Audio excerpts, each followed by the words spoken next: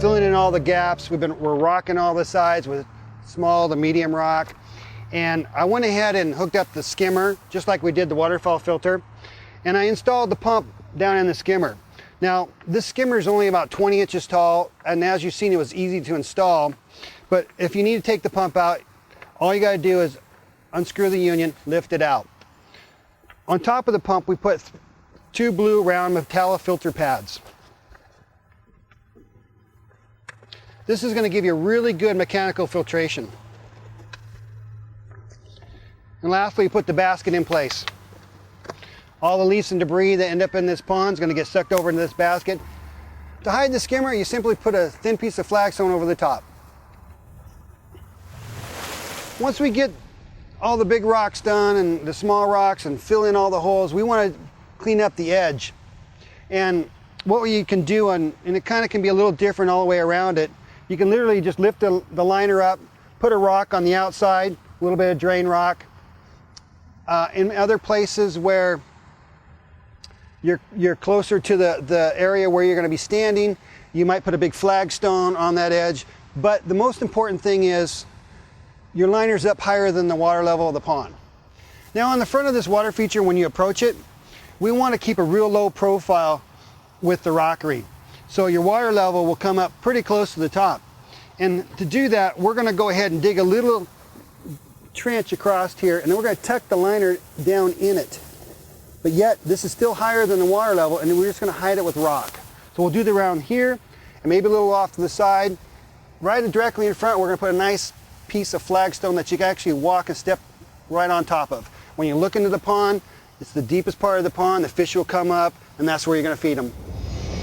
Okay, we've got all the major rocks around the shelves, and before we pour the gravel, we want to put little rocks so that the gravel doesn't keep falling. So we've done that. We've stuck little rocks in the little gaps so that gravel doesn't keep falling down. So we're going to go ahead now and pour some gravel and cover up the liner.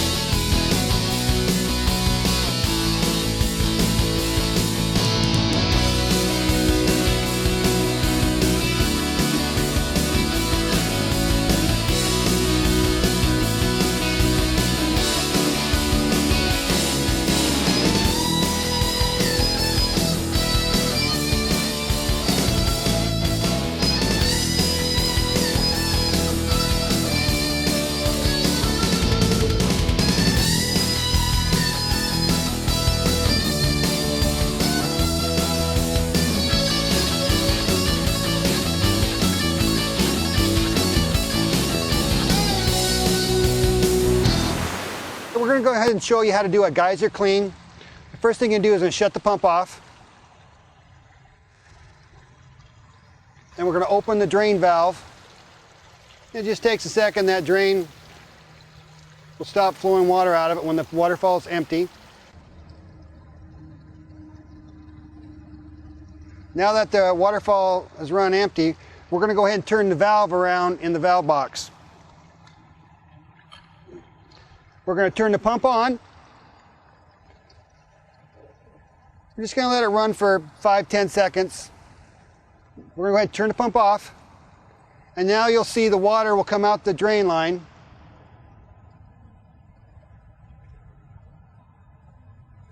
As soon as that's empty, we'll go ahead and close the valve to the drain. We're going to turn this back to the filter, and we'll go ahead and turn the pump back on. That's all there's to it. You'll do this flush maybe once a month, depending on your fish load, but it's real easy to do. And we finished the water feature. It's all been rocked. We hosed it all down, pumped out the dirty water, and now it's filling with clean water. I went ahead and glued the 1/2-inch PVC hose to the UV light. So now when the pump's turned on, water will go through the UV light, return back the 1/2-inch line to the pond edge, and drop back in the pond. This UV light only needs to be used April through October, so come the end of October, we'll shut the line, the valve, and we'll disconnect these unions and put this in the garage so it won't freeze in the wintertime. We finished the water feature and we're going to turn it on for the first time.